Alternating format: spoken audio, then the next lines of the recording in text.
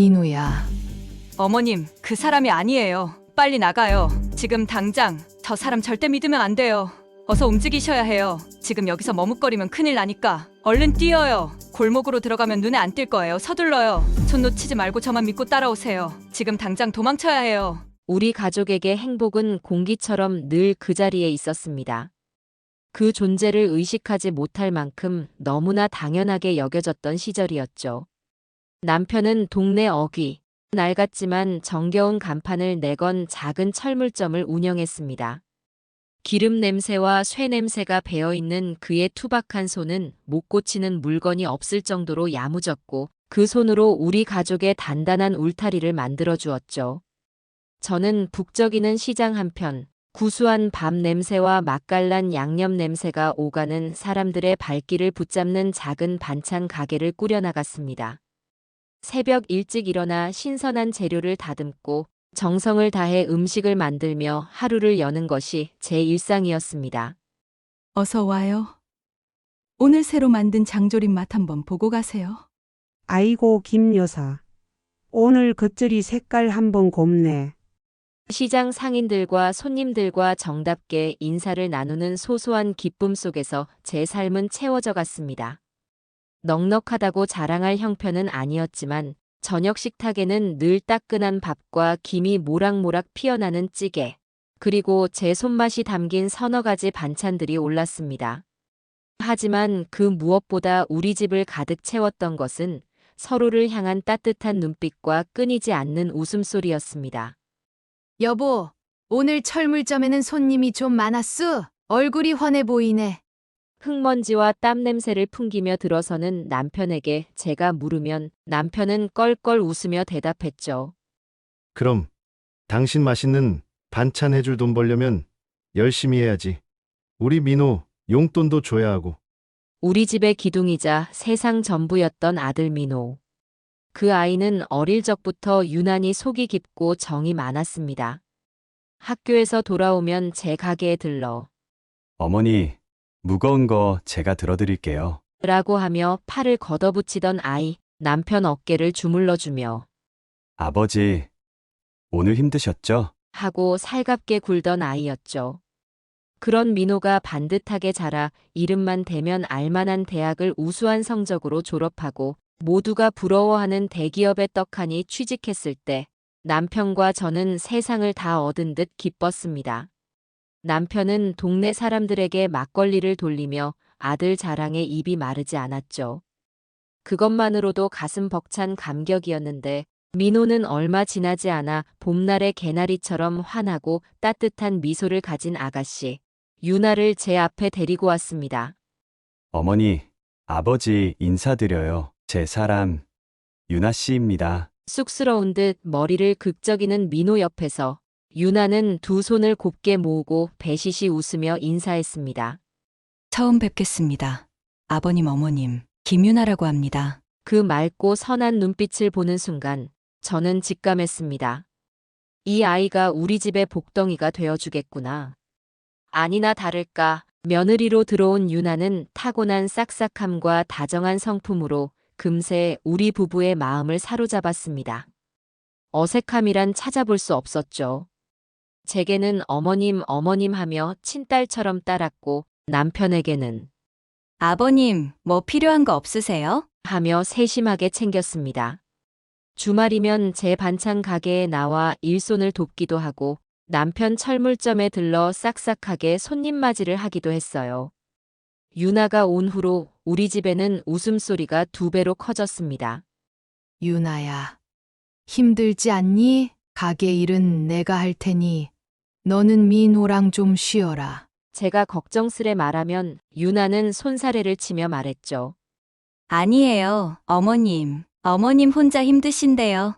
제가 이렇게라도 도와드려야죠. 그리고 이거 정말 재미있어요. 명절이면 유나는 저와 함께 부엌에서 밤새 전을 부치고 나무를 묻히며 진짜 모녀처럼 정겨운 시간을 보냈습니다. 민호와 유나가 거실 소파에 나란히 앉아 서로에게 기대어 TV를 보거나 미래에 대해 속삭이는 모습을 볼 때면 남편과 저는 마주 앉아 조용히 찻잔을 기울이며 흐뭇한 미소를 나누곤 했습니다. 여보, 우리 참 복도 많지.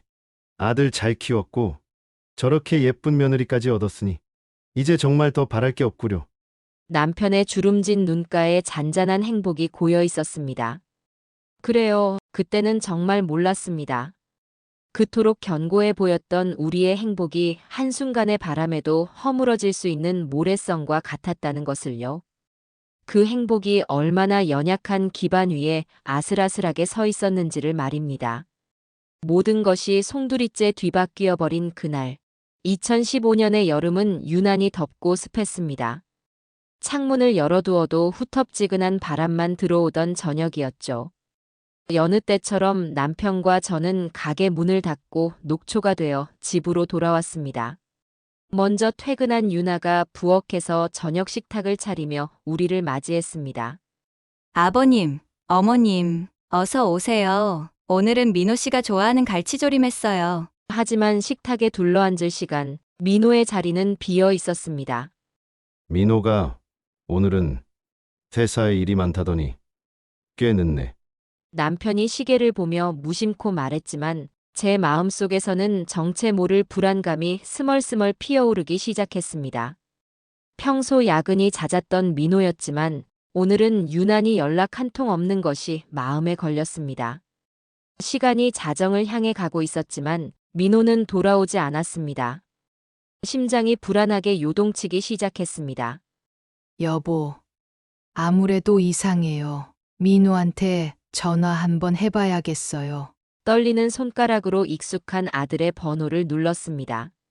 신호음이 몇 번 울리는가 싶더니 이내 차갑게 끊어진 통화 불능 신호음만이 귓가를 때렸습니다.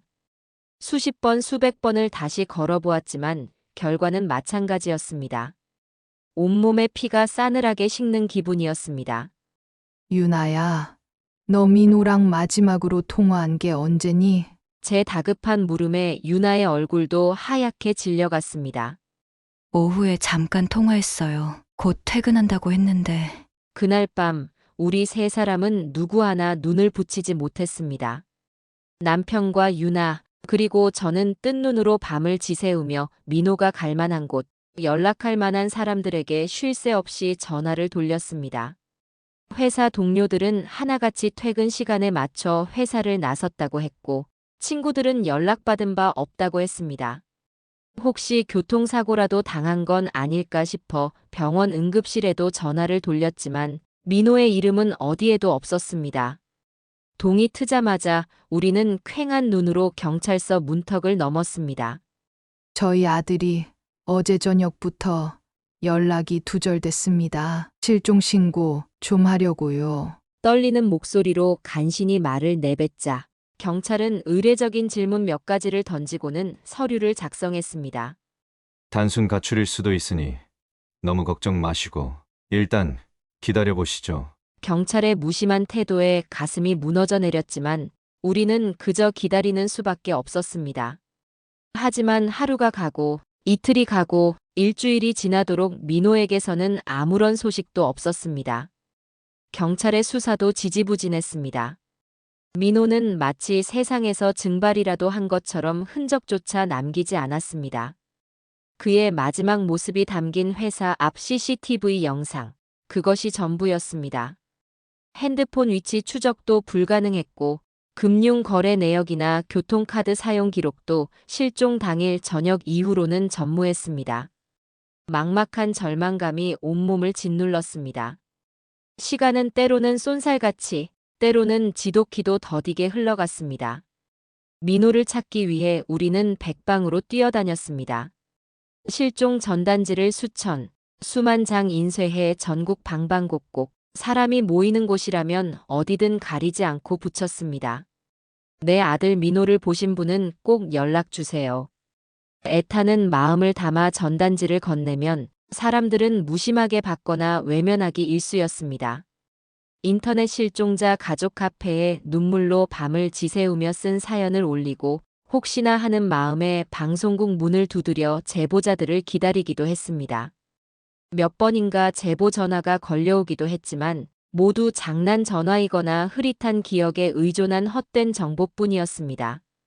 희망이 보이는가 싶으면 이내 절망의 나락으로 떨어지는 일이 반복되면서 제 가슴은 숫덩이처럼 타들어갔습니다. 그런 저를 지탱해 준 것은 남편과 유나였습니다. 하지만 애끓는 기다림 속에서 강철 같던 남편의 몸과 마음은 눈에 띄게 쇠약해져 갔습니다. 평생 놓지 않던 망치를 내려놓고 철물점 문을 닫는 날이 잦아졌습니다.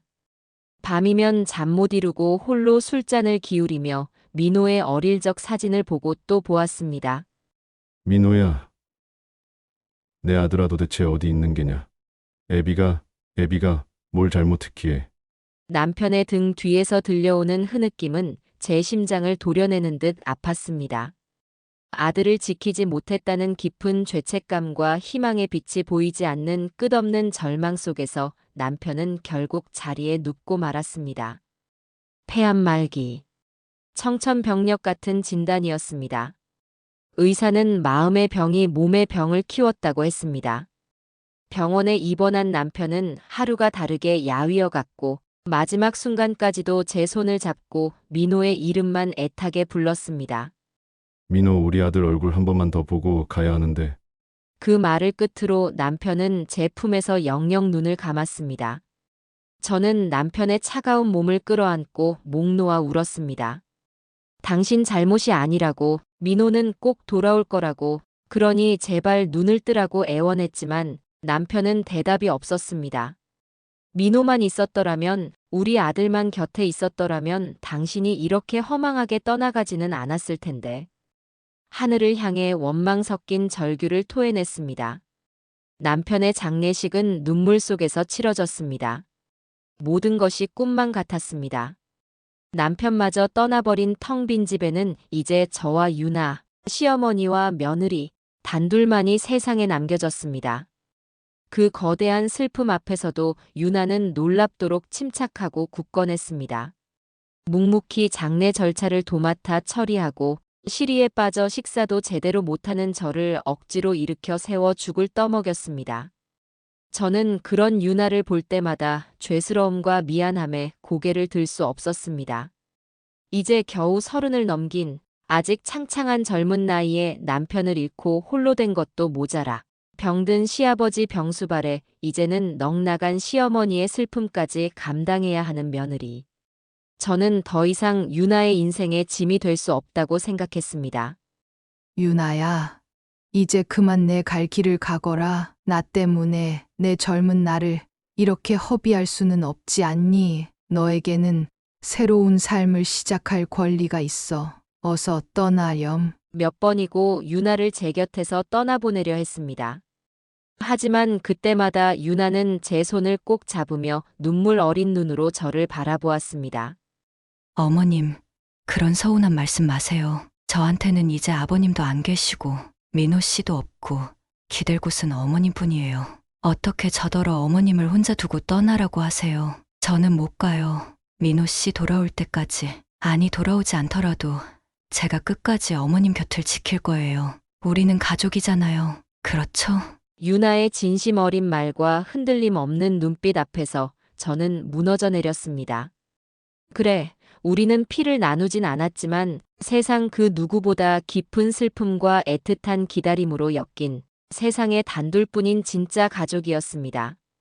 그날 이후 유나는 제게 며느리 이상의 존재가 되었습니다.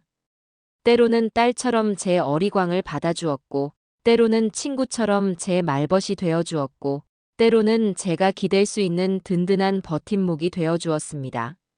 그렇게 민호가 흔적도 없이 사라진 지 10년이라는 믿기 힘든 세월이 흘러갔습니다.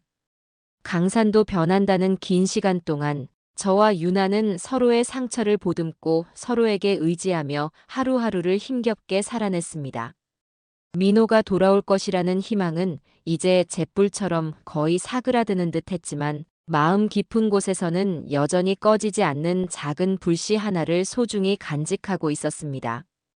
언젠가는 아주 먼 훗날이라도 기적처럼 민호가 우리 앞에 나타나 주리라는 신락 같은 믿음을 놓지 못하면서 말입니다.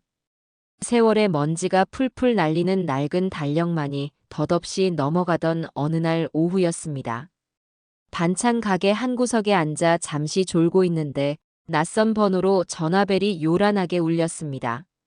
시장 상인 중 한 명이겠거니 혹은 단골 손님의 주문 전화려니 생각하며 무심코 수화기를 들었습니다. 네, 행복 반찬입니다. 바로 그 순간 수화기 너머에서 들려온 남자의 목소리는 제 심장을 얼어붙게 만들었습니다. 엄마, 저예요. 민호, 엄마. 저 민호예요. 세상의 모든 소리가 사라지고 시간마저 멈춘 듯 했습니다.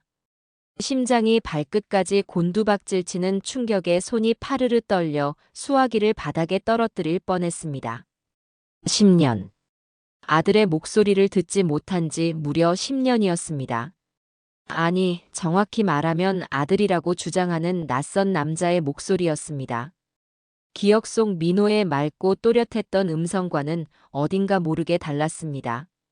조금 더 허스키하고 어딘가 불안정하게 떨리는 듯한 목소리였죠. 하지만 엄마라는 그 애절하고 간절한 부름 앞에 제 안에 남아있던 마지막 이성의 끈은 속절없이 끊어져 버렸습니다. 민호야, 너가 정말 우리 민호란 말이니? 오, 하느님 이게 꿈이냐 생시냐, 아가. 이게 도대체 어떻게 된 일이니? 제 목소리는 눈물에 뒤섞여 형편없이 갈라지고 있었습니다. 남자는 한참을 흐느끼더니 그동안 자신에게 일어났던 믿기 어려운 일들을 장황하게 늘어놓기 시작했습니다. 10년 전 퇴근길에 뺑소니 사고를 당했고 머리를 크게 다쳐 기억을 모두 잃었다는 것이었습니다. 자신의 이름도 가족도 집도 아무것도 기억하지 못한 채 오랫동안 지방의 한 요양병원에 머물렀고 최근에야 우연한 계기로 자신의 이름과 가족에 대한 단편적인 기억이 떠올라 이렇게 연락하게 되었다는 마치 삼류 드라마의 줄거리 같은 이야기였습니다. 그의 말이 전부 사실인지 아니면 지어낸 이야기인지 판단할 겨를도 없었습니다. 지난 10년간 뼛속 깊이 사무쳤던 민호에 대한 그리움과 죄책감, 그리고 다시 만날 수 있다는 신락 같은 희망이 모든 의심과 불안을 집어삼키고 있었습니다. 당장이라도 달려가 그를 만나 눈으로 확인하고 싶었습니다. 그의 목소리를 듣고 싶었습니다. 따뜻하게 안아주고 싶었습니다. 마침 가게에 들렀던 유나가 제 심상치 않은 통화 내용을 곁에서 듣고 있었습니다. 유나는 조용히 다가와 제 어깨를 감싸 안았습니다. 하지만 유나의 얼굴에는 기쁨이나 흥분 대신 짙은 불안과 의혹의 그림자가 드리워져 있었습니다. 어머님, 잠깐만요. 너무 흥분하지 마세요. 뭔가 이상해요. 목소리도 민호 씨랑 확실히 다른 것 같고, 이야기도 너무 자기적이에요. 갑자기 10년 만에 기억이 돌아왔다는 것도 그렇고요. 유나는 저와 달리 놀랍도록 침착하고 냉정하게 상황을 판단하려 애썼습니다. 어머님, 우리가 그동안 얼마나 많은 거짓 제보에 속고 상처받았어요. 이번에도 혹시 나쁜 사람들의 장난이나 사기일 수도 있어요. 당장 만나시는 건 너무 위험해요. 조금만 더 시간을 가지고 신중하게 알아봐야 하지 않을까요? 유나의 말은 지극히 옳았습니다. 지난 10년 동안 우리는 아들을 찾아준다는 거짓말에 속아 돈을 날리기도 했고 헛된 희망을 품고 먼 길을 달려갔다가 허탕을 치고 돌아온 적도 부지기수였습니다. 그때마다 유나는 저보다 더 이성적으로 상황을 파악하고 저를 보호해주곤 했었죠. 하지만 이번만큼은 달랐습니다. 제 가슴 속에서는 만약에 정말 민호라면, 내가 의심 때문에 내 아들을 만나지 못하게 된다면 하는 끔찍한 두려움이 걷잡을 수 없이 피어오르고 있었습니다. 10년이라는 지옥 같은 기다림이 마침내 끝날지도 모른다는 강렬한 희망이 제 눈과 귀를 완전히 멀게 만들었습니다. 아니다, 유나야. 이번에는 뭔가 느낌이 달라. 정말 우리 민호일지도 몰라. 내 심장이 그렇게 말하고 있어. 내가 직접 만나서 확인해 봐야겠다. 그래야 내가 살 것 같아. 저는 거의 애원하듯 말하며 유나의 간절한 만류를 뿌리쳤습니다. 그리고 결국 남자와 다음 날 오후 시내의 한적한 카페에서 만나기로 약속을 잡고 말았습니다. 전화를 끊고 나서도 제 심장은 진정되지 않고 미친 듯이 뛰었습니다. 10년 만에 재회. 그것이 현실이 될 수 있다는 생각만으로도 온몸이 떨려왔습니다. 약속한 날이 밝았습니다. 저는 동이 트기도 전에 잠에서 깨어나 안절부절 못하며 방 안을 서성였습니다. 10년 만에 만나는 아들.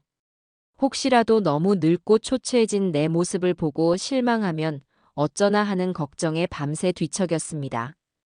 옷장 문을 열고 한참을 망설였습니다. 어떤 옷을 입어야 할까? 가장 좋은 옷을 입어야 할까? 아니면 평소처럼 소박한 옷을 입어야 할까? 한참을 고민하다 옷장 가장 깊숙한 곳에 넣어두었던 옷상자를 꺼냈습니다. 그 안에는 민호가 처음 월급을 타서 엄마, 이거 입고 백화점 같이 가요. 하며 수줍게 내밀었던 고운 연보라색 빛깔의 한복 치마 저고리가 곱게 개켜져 있었습니다. 민호가 사라진 후로는 한 번도 꺼내 입지 않았던 옷이었습니다. 그 옷을 꺼내 입자 품은 조금 헐렁했지만 마치 민호의 따스한 체온이 느껴지는 듯 했습니다. 화장대 앞에 앉아 오랜만에 분도 바르고 연하게 입술 연지도 발랐습니다. 거울 속에는 어느새 눈가에 자글자글한 주름이 잡히고 귀밑머리가 희끗희끗해진 낯선 여자가 앉아 있었습니다. 민호야, 엄마가 이렇게 변했단다. 그래도 너는 엄마를 알아볼 수 있겠지? 그렇지? 속으로 아들에게 말을 걸며 눈시울을 붉혔습니다. 설렘과 불안감, 기대와 두려움이 뒤섞인 복잡한 마음으로 모든 채비를 마치고 현관문을 열고 나서려던 바로 그 순간이었습니다. 어머님, 잠시만요. 제발 가지 마세요. 숨을 헐떡이며 뛰쳐나온 유나가 다급하게 제 앞을 가로막았습니다. 유나의 얼굴은 공포와 다급함으로 하얗게 질려 있었습니다. 유나는 제 손목을 강하고 단호하게 붙잡았습니다.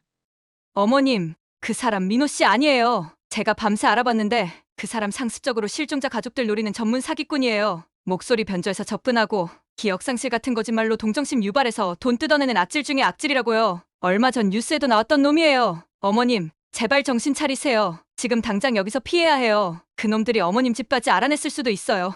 어서요. 유나의 절박하고 다급한 외침은 마치 얼음물처럼 제 머리 위로 쏟아졌습니다.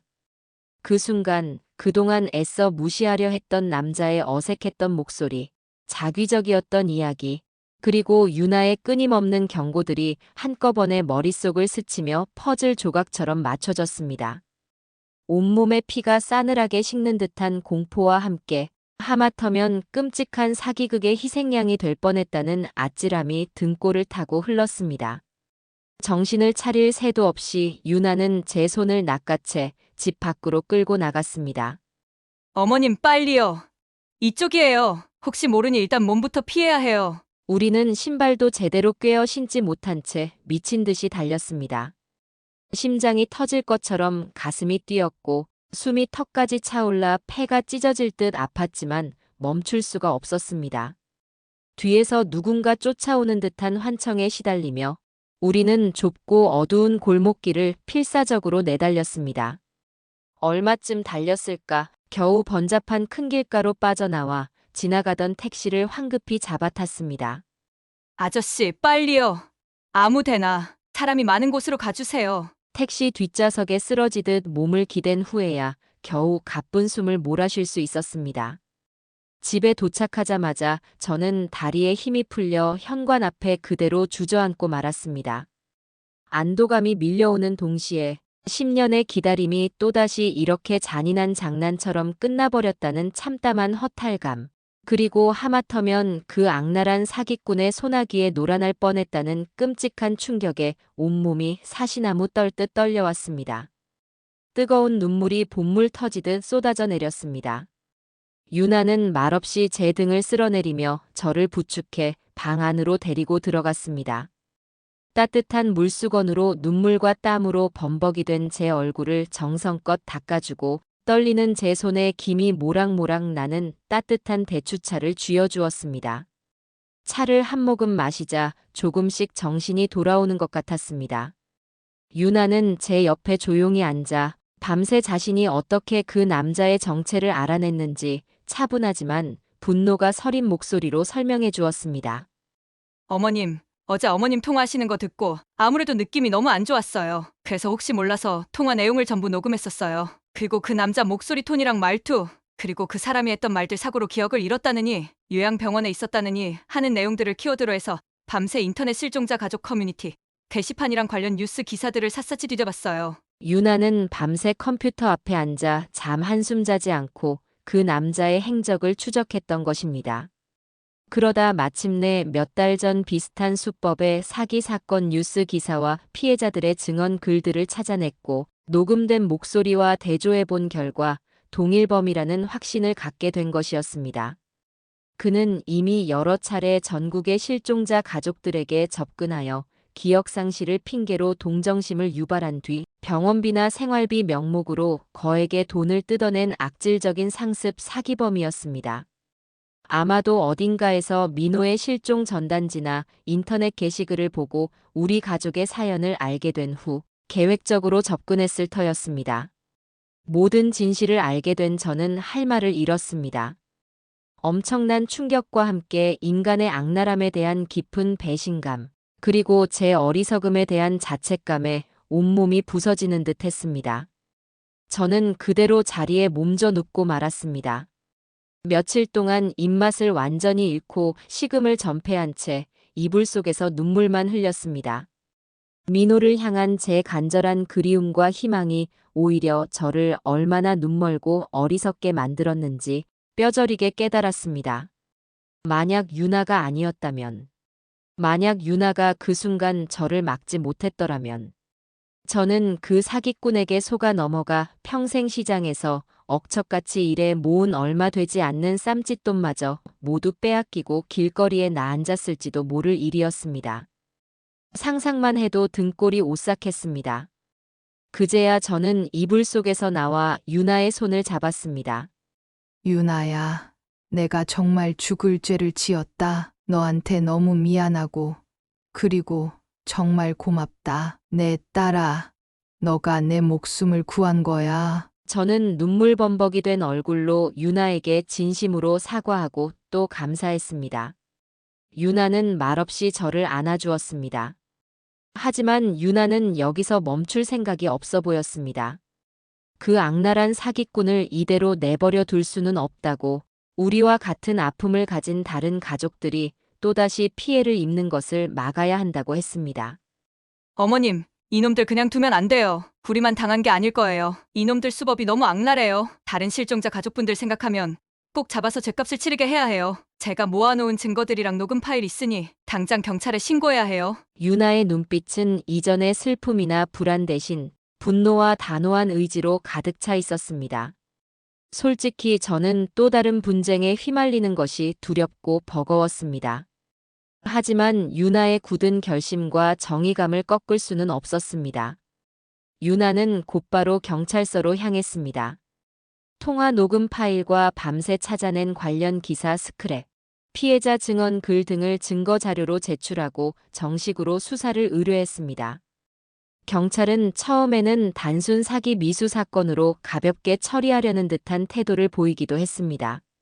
하지만 유나가 제시한 증거들이 워낙 구체적이고 특히 그 사기꾼이 상습범이라는 정황 증거들이 속속 드러나자 사건의 심각성을 인지하고 본격적인 수사에 착수했습니다. 하지만 문제는 그때부터 시작되었습니다. 경찰 수사가 진행되면서부터 예상치 못한 위협이 우리를 옥죄어오기 시작했습니다.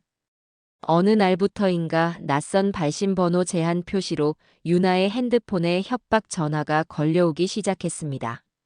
여보세요? 당신이지? 경찰에 꼰지른 거 좋은 말 할 때 당장 신고 취하해라. 괜히 우리 심기 건드려서 좋을 거 하나 없어. 네 시엄이랑 너 밤길 조심하는 게 좋을걸? 후회하게 만들어줄 테니까. 섬뜩하고 노골적인 협박 전화는 유나를 극심한 불안감에 떨게 만들었습니다. 심지어 어느 날 밤에는 유나가 반찬 가게 마감을 돕고 늦게 퇴근하는 길에 검은색 모자를 깊게 눌러 쓴 정체불명의 남자가 뒤를 밟아오는 일까지 벌어졌습니다. 유나는 온 힘을 다해 사람이 많은 큰 길가로 뛰쳐나가 위기를 모면했지만 그날 밤 집으로 돌아온 유나는 공포에 질려 온몸을 떨었습니다. 어머님 아무래도 그놈들 짓인 것 같아요. 저 솔직히 너무 무서워요. 우리가 괜한 짓을 한 걸까요? 저는 당장이라도 경찰서에 가서 신고를 취하하자고 우리 목숨보다 중요한 게 어디 있냐고 유나를 달랬습니다. 유나야, 그만하자. 너무 위험해. 저놈들 무슨 짓을 할지 몰라. 그냥 여기서 멈추자. 하지만 유나는 눈물을 닦고 오히려 더 강하게 마음을 다잡았습니다.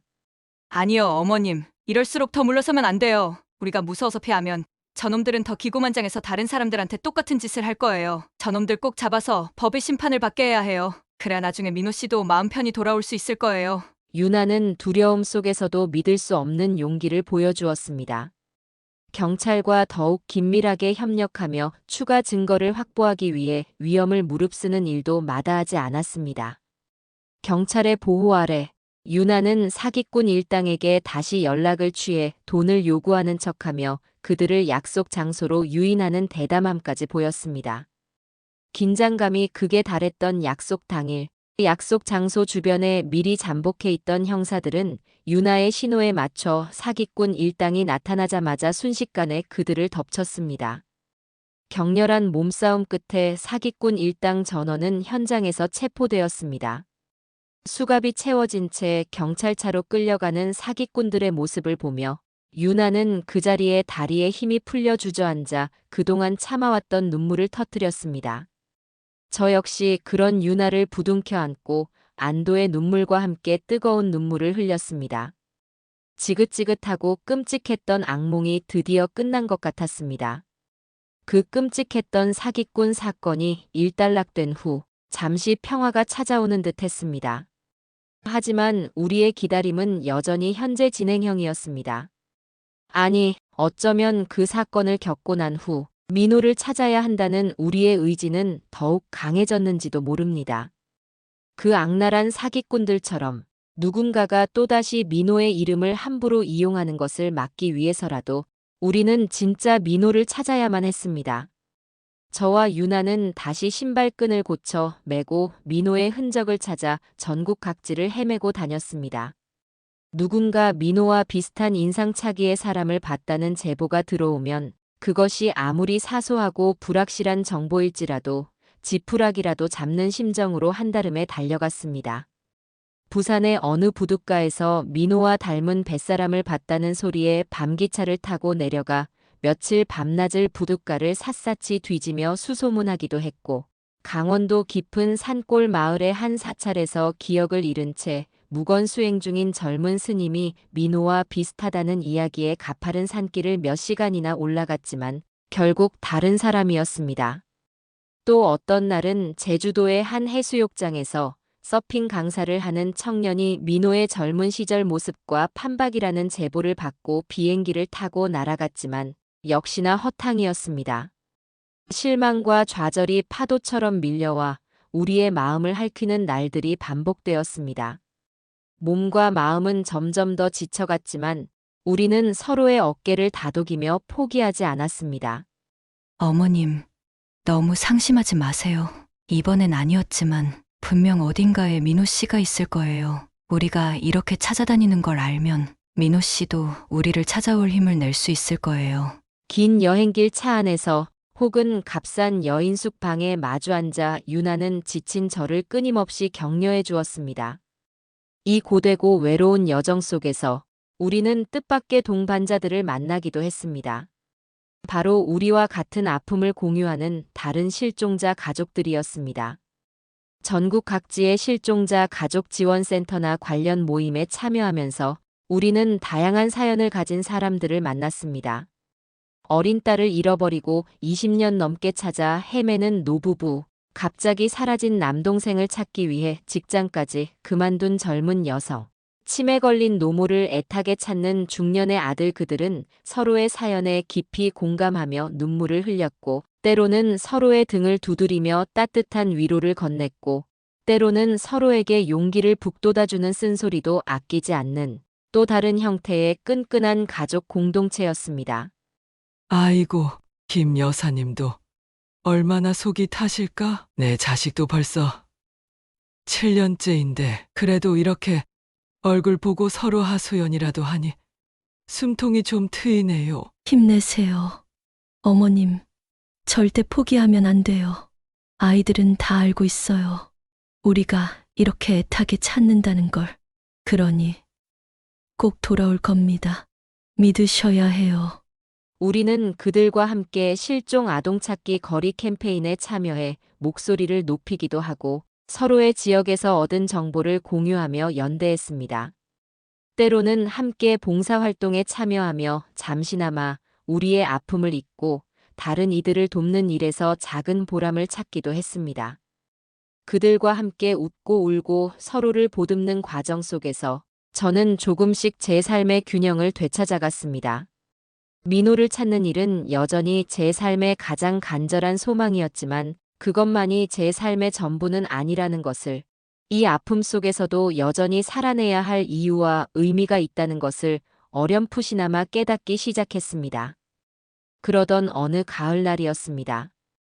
경상북도 외딴 시골의 한 작은 마을에서 혼자 농사를 지으며 살고 있는 청년이 민호와 놀랍도록 닮았다는 구체적인 제보가 들어왔습니다. 제보자는 그 청년이 몇 년 전 큰 사고를 당한 후 기억을 잃은 상태이며 말수도 적고 외지인들과 잘 어울리지 않는다고 덧붙였습니다. 저와 유나는 또다시 세차게 뛰는 가슴을 진정시켜야 했습니다.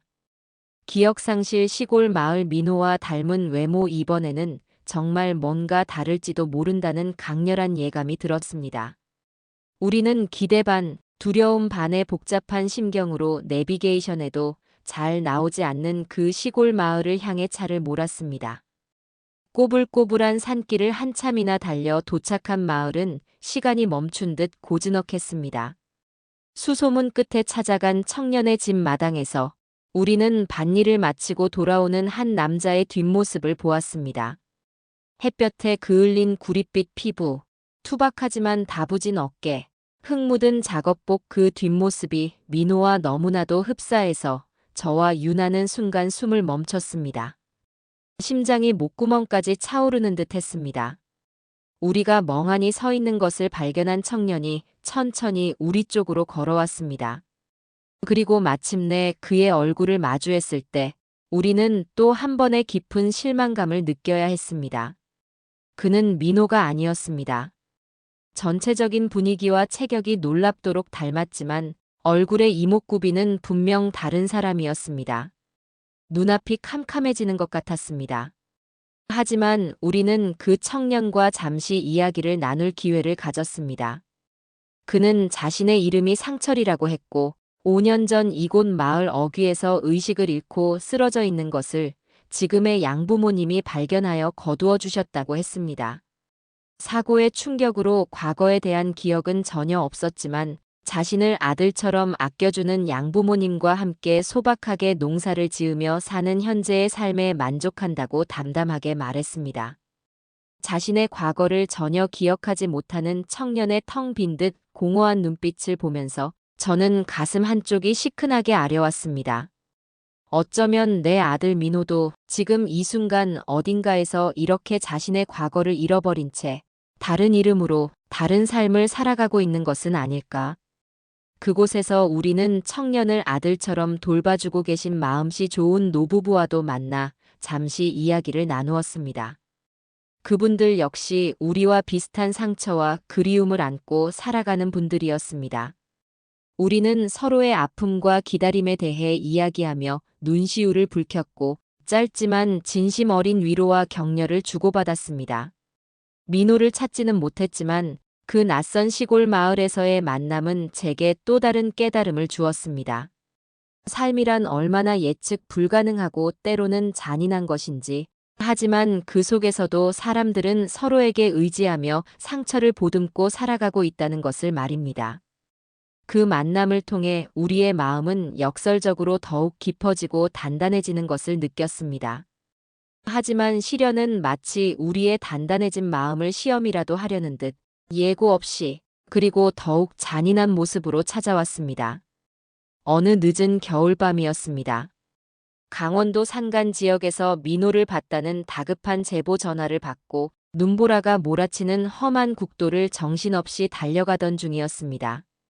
이번에는 진짜 민호이기를 간절한 희망에 부풀어 앞만 보고 엑셀을 밟던 바로 그 순간 빙판길에 미끄러진 제 차가 그만 중앙선을 넘어 마주오던 대형 트럭과 정면으로 충돌하고 말았습니다.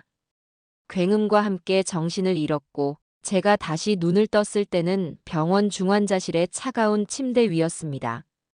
온몸은 끔찍한 통증과 함께 깁스와 붕대로 칭칭 감겨 있었고 의사는 제게 다리 복합골절과 늑골 다발성 골절 그리고 뇌진탕 진단을 내렸습니다. 다행히 목숨은 건졌지만 앞으로 몇 달간 병원 신세를 져야 하고 후유증이 남을 수도 있다는 절망적인 이야기였습니다. 하얀 병실 천장만 멍하니 바라보며 누워있자니 참을 수 없는 절망감과 함께 깊은 회의감이 저를 덮쳤습니다. 이제 정말 다 끝이구나. 민호를 찾는 것도, 망가진 내 몸뚱이도, 내 남은 인생도 차라리 그때 그냥 죽어버렸으면 좋았을 텐데. 모든 것을 포기하고 싶다는 어둡고 파괴적인 생각만이 머릿속을 맴돌았습니다. 그때 제 곁을 밤낮 없이 지켜준 것은 역시나 유나였습니다. 사고 소식을 듣고 한달음에 병원으로 달려온 유나는 자신의 일도 자신의 삶도 모두 제쳐두고 오롯이 제 병간호에만 매달렸습니다. 불편하기 짝이 없는 간이 침대에서 새우잠을 자면서도 힘든 내색 한 번 하지 않았고 제 대소변까지 받아내며 정성껏 몸을 닦아주었습니다. 입맛 없는 저를 위해 손수 죽을 끓여와 한 숟갈이라도 더 먹이려 애썼고 잠 못 드는 밤이면 제 손을 잡고 밤새 이야기를 들려주거나 책을 읽어주었습니다. 어머님, 기운 내셔야죠. 이렇게 약한 모습 보이시면 어떡해요. 민호 씨 찾으려면 얼른 기운 차리고 툭툭 털고 일어나셔야죠. 제가 옆에서 꼭 도와드릴게요. 유나의 밝고 씩씩한 목소리에도 저는 좀처럼 가라앉은 마음을 추스를 수가 없었습니다. 우울감은 점점 더 깊어졌고 급기야 저는 식사를 거부하고 치료조차 거부하기 시작했습니다. 그러던 어느 날 밤 제가 또다시 죽그릇을 밀어내자 늘 밝기만 하던 유나가 끝내 참았던 눈물을 터뜨렸습니다. 유나는 제 손을 꼭 잡고 흐느끼며 말했습니다. 어머님 제발 이러지 마세요. 저도 사실 너무 힘들어요. 아버님 돌아가시고 민호 씨는 소식도 없고 이제 어머님까지 이렇게 아프시니 정말 세상에 혼자 남겨진 기분이에요. 하늘이 무너지는 것 같아요. 하지만 어머님, 우리 여기서 이렇게 주저앉으면 안 되잖아요. 그렇죠? 만약에 민호 씨가 기적처럼 돌아왔는데 우리가 이렇게 슬픔에 잠겨 폐인처럼 살고 있으면 민호 씨 마음이 얼마나 아프겠어요. 그러니 제발 저를 봐서라도 기운 내세요. 제가 있잖아요. 어머님 곁에는 제가 있잖아요. 제가 끝까지 무슨 일이 있어도 어머님 곁에 있을게요. 그러니 제발 저를 혼자 두지 마세요. 유나의 절절한 눈물과 가슴에서 우러나오는 진심 어린 호소에 꽁꽁 얼어붙었던 제 마음이 봄눈 녹듯 스르르 녹아내리는 것을 느꼈습니다. 그 순간 저는 비로소 깨달았습니다. 유나는 더 이상 제 며느리가 아니었습니다. 유나는 제게 남은 유일한 피부치이자 그 어떤 친딸보다 더 깊은 사랑과 헌신으로 제 곁을 지켜주는 소중한 가족이라는 것을요. 민호 못지않게, 아니 어쩌면 민호보다 더 제게는 소중한 존재가 되어버렸다는 것을요. 저는 눈물을 흘리며 유나를 끌어안았습니다. 그래, 유나야. 너 말이 맞다. 우리 여기서 무너지면 안 되지. 민호가 돌아올 때까지, 아니, 돌아오지 않더라도 우리 둘이 씩씩하게 잘 살아야지. 미안하다. 그리고 정말 고맙다. 내 딸. 그날 이후 저는 유나의 지극한 간호와 사랑에 힘입어 다시 기운을 차리기 시작했습니다.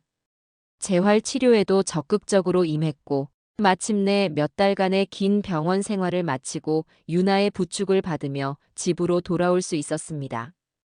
그 사고는 제게 육체적인 상처를 남겼지만 동시에 유나와의 관계를 더욱 깊고 단단하게 만들어준 결정적인 계기가 되었습니다. 퇴원 후 우리는 잠시 모든 것을 잊고 숨을 고르기로 했습니다. 지난 몇 년간 너무 앞만 보고 달려오느라 몸도 마음도 완전히 방전된 상태였기 때문입니다. 저는 아직 거동이 불편했기에 주로 집에서 시간을 보냈고 유나는 생계를 위해 잠시 중단했던 작은 회사 일을 다시 시작했습니다. 그리고 주말이면 예전부터 꾸준히 해오던 인근의 작은 보육원 봉사활동을 다시 나갔습니다. 유나는 그곳에서 아이들과 함께 시간을 보내며 잠시나마 힘든 현실을 잊고 위안을 얻는다고 했습니다. 저는 집에서 조용히 뜨개질을 하거나 책을 읽으며 유나가 돌아오기를 기다리는 날들이 많아졌습니다. 그러던 어느 화창한 주말 오후였습니다. 보육원 봉사활동을 가 있던 유나에게서 전화가 걸려왔습니다. 그런데 유나의 목소리가 평소와 달리 무척 다급하고 떨리고 있었습니다. 어머님, 지금 혹시 바로 여기 보육원으로 와주실 수 있으세요? 어머님, 제가 민호 씨를 본 것 같아요. 이번엔 정말이에요. 정말 확실해요. 또다시 심장이 쿵쾅거리며 미친 듯이 뛰기 시작했습니다. 하지만 동시에 지난번 사기꾼 사건의 끔찍했던 기억과 수없이 반복되었던 실망과 좌절의 경험들이 파노라마처럼 스쳐 지나가며 섣불리 희망을 품기가 두려웠습니다. 아니야. 또 유나가 헛것을 본 걸 거야. 아니면 민호랑 닮은 다른 사람이겠지. 저는 애써 요동치는 마음을 누르며 차분하게 물었습니다. 유나야, 진정하고 다시 한번 잘 봐봐. 너가 너무 민호를 그리워해서 잘못 본 건 아니고 정말 확실한 거니? 제 목소리에는 깊은 의심과 불안감이 배어 있었습니다. 아니에요, 어머님.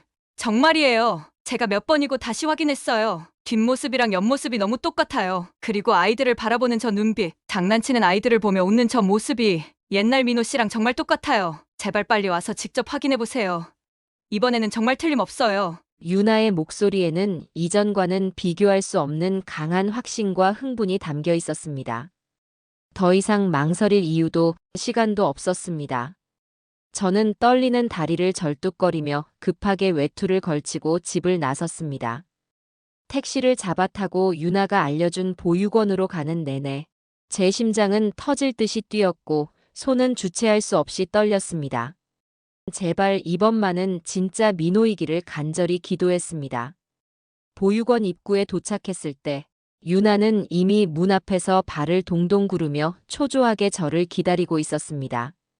유나는 제 손을 덥석 잡고 보육원 안쪽 아이들이 뛰노는 작은 놀이터로 저를 이끌었습니다. 그리고 떨리는 손가락으로 한쪽 구석을 가리켰습니다. 그곳에는 여러 명의 아이들과 함께 모래성을 쌓으며 환하게 웃고 있는 한 남자가 있었습니다. 아이들과 눈높이를 맞추기 위해 몸을 낮춘 남자의 뒷모습. 그 뒷모습을 보는 순간 제 온몸의 피가 거꾸로 솟구치는 듯한 강렬한 전율이 느껴졌습니다. 숨이 멎는 것 같았고 발걸음이 얼어붙어 더 이상 앞으로 나아갈 수가 없었습니다. 너무나도 익숙한 넓은 어깨, 살짝 곱슬거리는 머리카락, 그리고 아이들을 향해 몸을 기울이는 저 자연스러운 몸짓까지 모든 것이 제 기억 속 민호와 똑같았습니다. 심장이 터질 듯이 고동쳤습니다. 저는 마치 꿈속을 걷는 것처럼 몽롱한 상태로 조심스럽게 한 걸음 한 걸음 그에게 다가갔습니다. 제 발걸음 소리를 들었는지 아니면 무언가 예감을 느꼈는지 남자가 천천히 고개를 돌려 뒤를 돌아보았습니다. 그리고 마침내 우리의 눈이 정면으로 마주쳤습니다. 민호였습니다.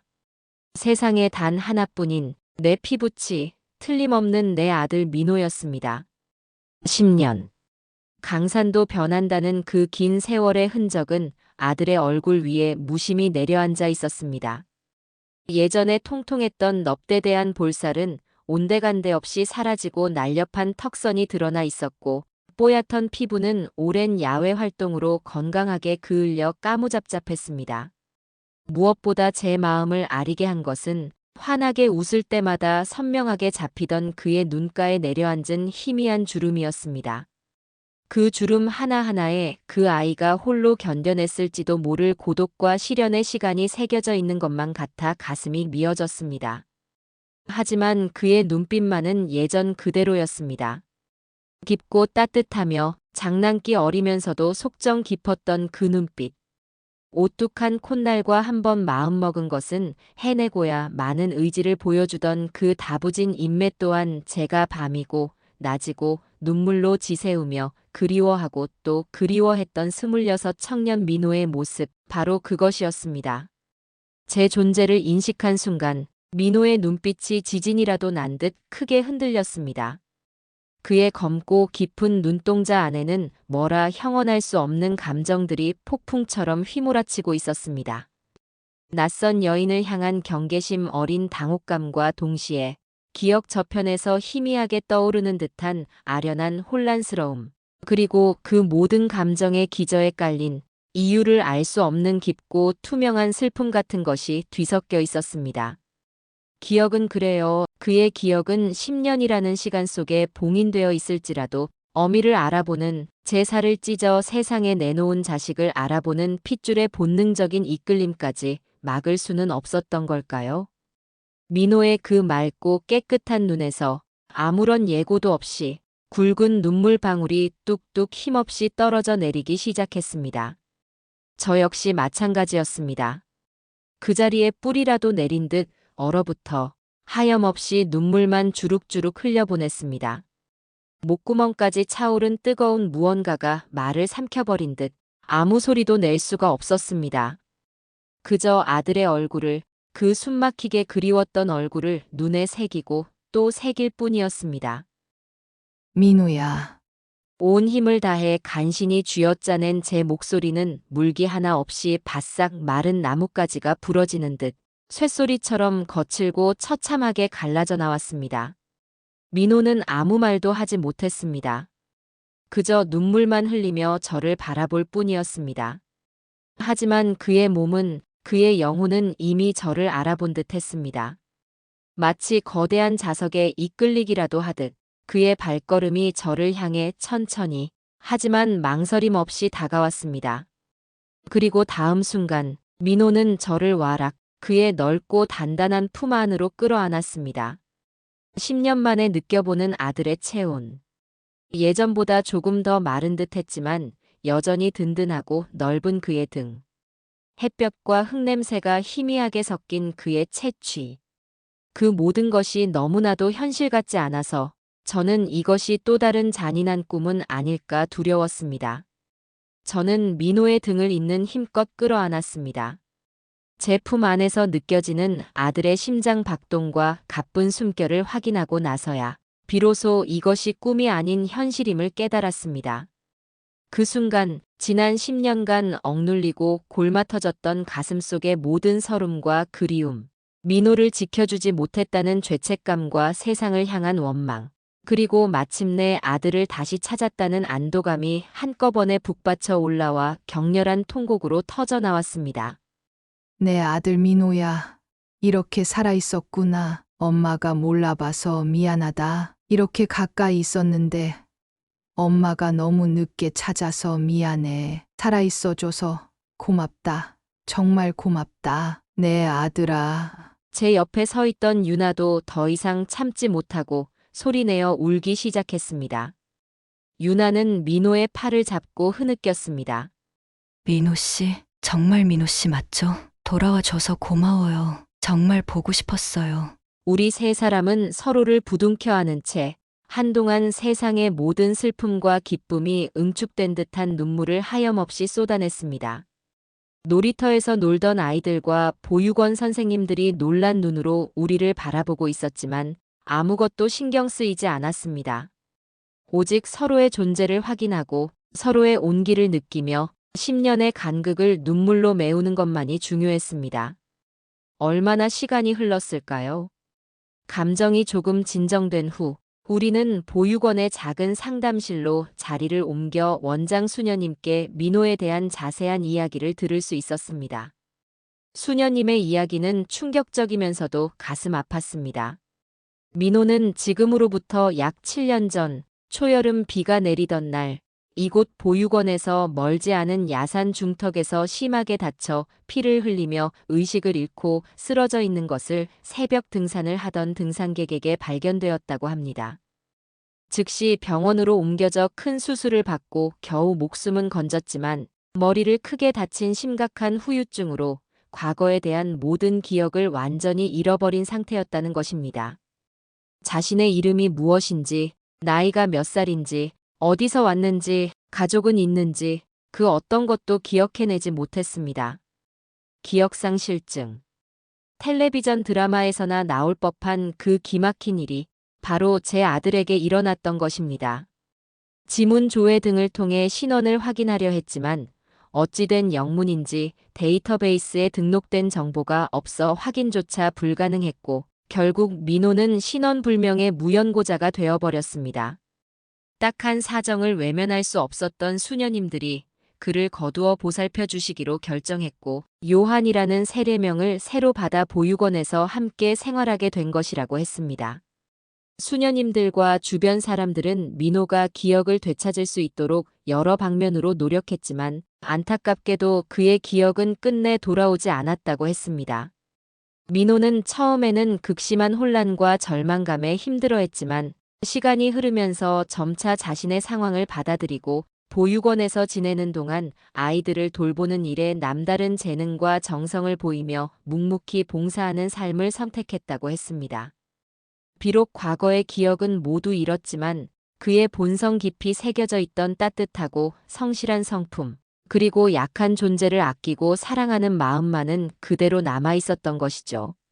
수녀님은 요한 형제가 아이들에게 얼마나 좋은 친구이자 든든한 형, 자상한 선생님이 되어주었는지, 얼마나 많은 아이들이 그를 따르고 좋아하는지 오랫동안 이야기해 주셨습니다. 그리고 유나가 바로 이곳 보육원에서 주말마다 봉사활동을 시작한 지 불과 몇 달 만에 수많은 아이들과 봉사자들 속에서 우연히 민호를 발견하게 된 것은 정말이지 주님의 은총이자 하느님이 우리 가족에게 내려주신 기적이 아니고 무엇이겠냐며 함께 눈시울을 붉히셨습니다.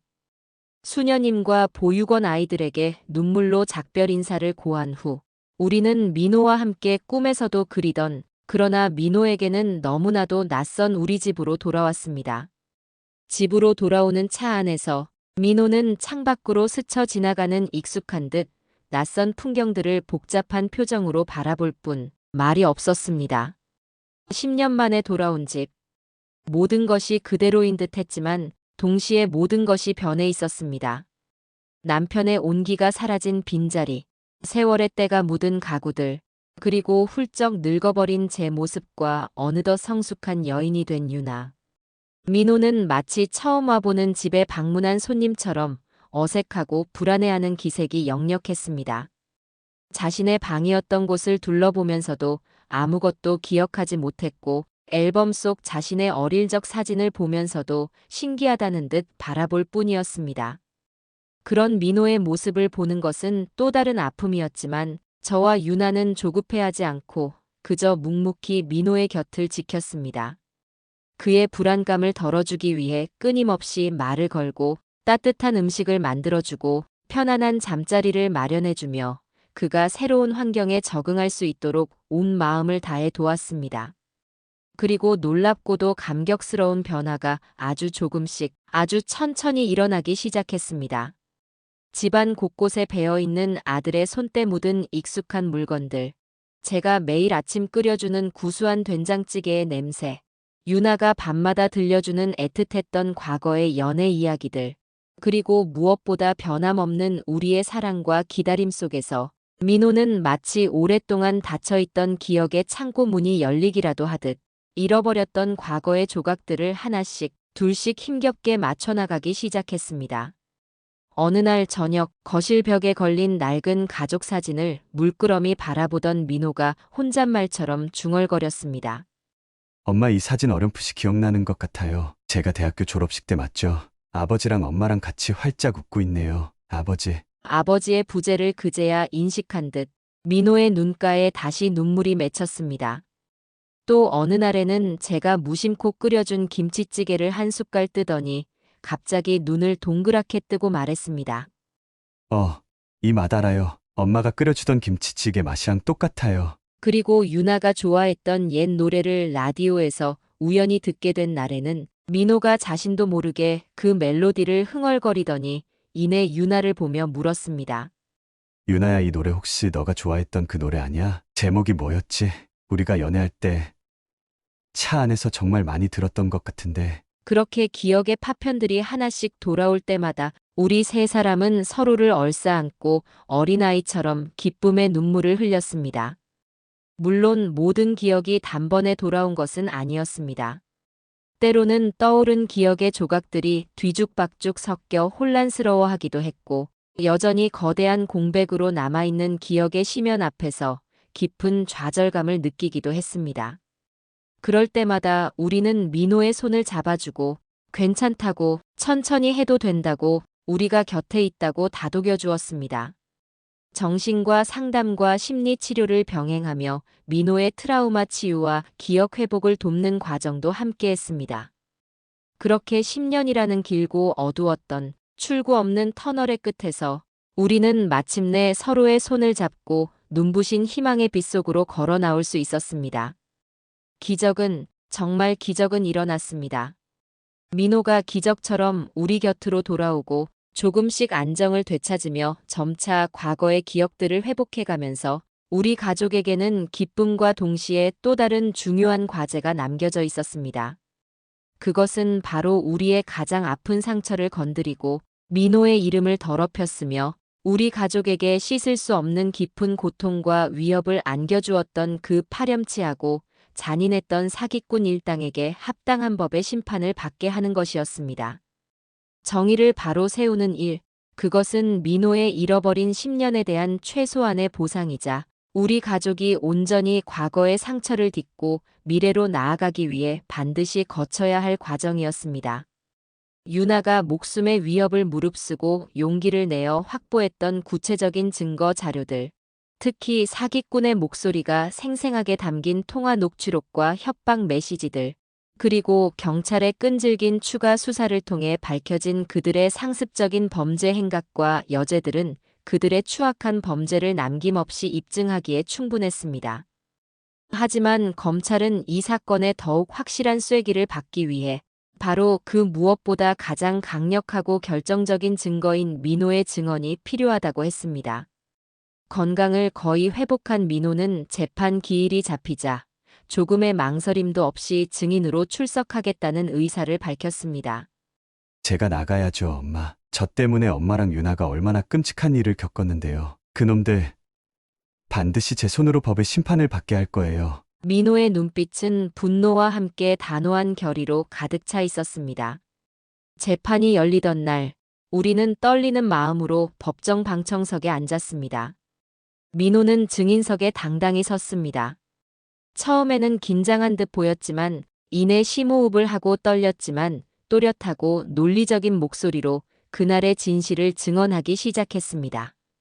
사기꾼 일당이 어떤 식으로 자신을 사칭하여 어머니에게 접근하려 했는지, 그 과정에서 어머니가 얼마나 큰 충격과 공포를 느껴야 했는지, 그리고 그들의 협박으로 인해 유나가 어떤 위협에 시달려야 했는지를 상세하고 침착하게 설명했습니다.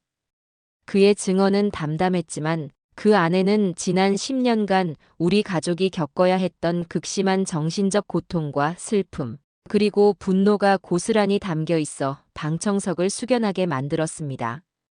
피고인석에 나란히 앉아있던 사기꾼들은 민호의 증언을 들으며 당황하고 초조한 기색을 감추지 못했지만 악어의 눈물로 거짓 반성을 하거나 끝까지 뻔뻔하게 자신들의 혐의를 부인하며 반성의 기미를 전혀 보이지 않았습니다. 심지어 그들의 변호인은 민호의 기억이 불완전하다는 점을 집요하게 파고들며 증언의 신빙성을 깎아내리려 시도하기까지 했습니다. 하지만 명백한 물증들과 일관되고 설득력 있는 민호의 증언 앞에서 그들의 파렴치한 거짓말과 변명은 더 이상 설 자리를 잃었습니다. 검사는 그들의 반인륜적인 범죄를 강하게 질타하며 법정 최고형을 구형했습니다. 마침내 재판장은 엄숙한 표정으로 판결문을 읽어내려갔습니다.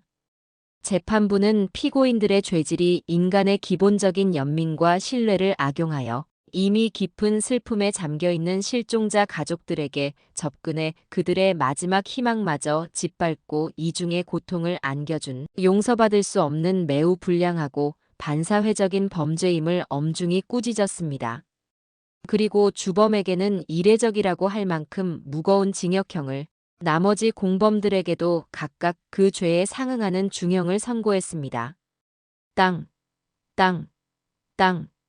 재판장의 의사봉 소리가 법정 안에 무겁게 울려 퍼지는 순간 방청석에 앉아있던 저와 유나는 서로를 부둥켜 안고 그동안 숨죽여 억눌러왔던 뜨거운 눈물을 터뜨렸습니다. 기쁨의 눈물인지 안도의 눈물인지 아니면 그동안의 서름이 북받쳐 오른 것인지 모를 눈물이었습니다. 잠시 후 수갑을 찬 채 고개를 푹 숙이고 교도관들에게 끌려 법정을 나서는 사기꾼들의 초라하고 비참한 뒷모습을 보며 저는 비로소 오랫동안 제 가슴속을 무겁게 짓눌러왔던 시커먼 분노와 원망의 덩어리가 눈 녹듯 스르르 녹아내리는 것을 느꼈습니다. 오랜 기다림과 참담했던 고통의 시간에 대한 속이 뻥 뚫리는 듯한 통쾌하고 완벽한 사이다 같은 복수였습니다. 정의는 반드시 살아있다는 것을, 진실은 그 어떤 거짓으로도 영원히 가릴 수 없다는 것을 온몸으로 확인하는 감격적인 순간이었습니다.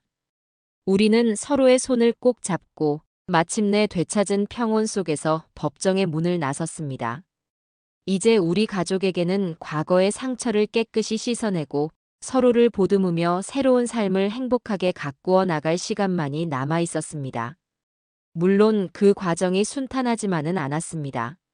10년이라는 긴 공백은 민호에게도 우리에게도 적지 않은 후유증을 남겼습니다. 민호는 다시 예전의 직장으로 돌아가기는 어려웠지만 다행히 그의 뛰어난 능력과 성실함을 눈여겨본 다른 IT 기업에서 파격적인 조건으로 스카우트 제의를 해왔고 새로운 환경에서 다시 자신의 역량을 펼칠 기회를 잡았습니다. 유나 역시 민호가 곁으로 돌아오자 과거의 밝고 씩씩했던 모습을 완전히 되찾았습니다. 두 사람은 마치 처음 만난 연인들처럼 서로에게 더욱 애틋해졌고 10년이라는 긴 세월의 강을 훌쩍 뛰어넘어 더욱 깊어진 사랑을 확인했습니다.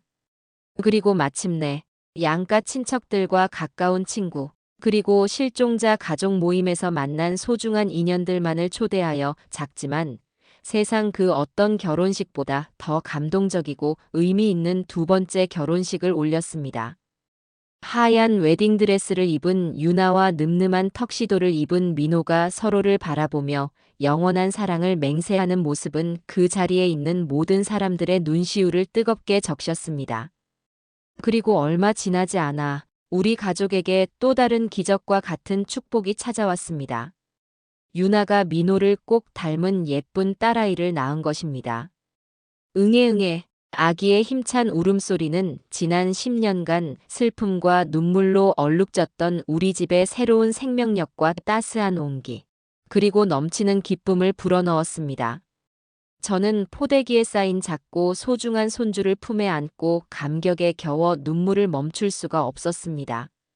민호도 유나도 저도 우리는 서로를 바라보며 세상 가장 행복한 미소를 지었습니다. 어머님, 이제 우리한테는 좋은 일만 있을 거예요. 정말 행복 시작이에요.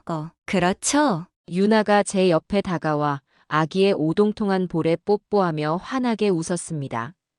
저는 그런 유나의 손을 따뜻하게 잡고 마음속 깊이 담아두었던 진심을 꺼내 전했습니다. 유나야, 내 며느라가, 아니, 내 딸아, 너가 없었으면, 정말이지 너가 없었으면 나는 여기까지 결코 오지 못했을 거다. 민호를 기다리는 그 캄캄하고 지옥 같았던 긴 세월 동안 묵묵히 내 곁을 지켜주고 넘어질 때마다 나를 일으켜 세워주고 내 눈물을 닦아주어서 정말 고맙고 또 고맙다. 너는 하늘이 내게 보내주신 가장 큰 선물이다. 내 진짜 딸이다. 우리는 서로의 눈을 바라보며 말없이 뜨거운 눈물을 글썽였습니다. 피보다 진한 사랑과 믿음으로 엮인 우리의 유대감은 그 무엇으로도 끊어낼 수 없을 만큼 단단했습니다. 우리 가족은 이제 과거의 아픔을 딛고 일어나 예전에 소박하지만 단단했던 행복을 하루하루 정성껏 다시 쌓아가기 시작했습니다. 그리고 우리는 우리의 길고 고통스러웠던 경험을 통해 얻은 귀한 교훈과 희망을 아직도 어둠 속에서 힘겨워하는 다른 이들과 나누기로 마음먹었습니다. 우리처럼 사랑하는 가족을 잃고 기약 없는 기다림 속에서 고통받고 있는 다른 실종자 가족들을 찾아가 위로하고 지원하는 봉사활동을 시작한 것입니다. 우리는 전국의 실종자 가족 지원센터와 관련 단체들을 찾아다니며 그들의 절절한 사연에 귀 기울이고 우리의 기적 같은 이야기를 들려주며 결코 희망의 끈을 놓지 말라고, 기적은 반드시 일어날 수 있다고 진심으로 격려했습니다. 힘내세요. 저희도 10년이라는 긴 시간을 기다렸습니다. 포기하지 않는다면, 간절히 원한다면 언젠가는 꼭 다시 만날 수 있을 겁니다. 우리의 이야기는 많은 실종자 가족들에게 깊은 위로와 용기를 주었고, 그들의 눈빛에서 다시 살아나는 희망의 불씨를 보는 것은 우리에게 또 다른 삶의 의미와 큰 보람이 되었습니다. 돌이켜보면 지난 10년은 저희 가족에게 끔찍한 고통과 시련의 시간이었지만, 그 길고 어두운 터널을 함께 통과하면서 우리 가족은 역설적으로 세상 그 누구보다 더 강해졌고, 서로의 존재가 얼마나 소중한지를 뼛속 깊이 깨닫게 되었습니다. 길고 긴 기다림과 아픔의 강을 건너 마침내 우리 손으로 일구어낸 이 행복은 그 무엇과도 비교할 수 없는 값지고 찬란한 것이었습니다. 우리 가족은 이제 과거의 상처를 완전히 극복하고 서로를 더욱 깊이 아끼고 사랑하며 세상 누구보다도 강하고 행복하게 오늘을 살아가고 있답니다. 그리고 우리는 믿습니다. 이 세상의 모든 기다림 끝에는 반드시 희망이 있다는 것을요.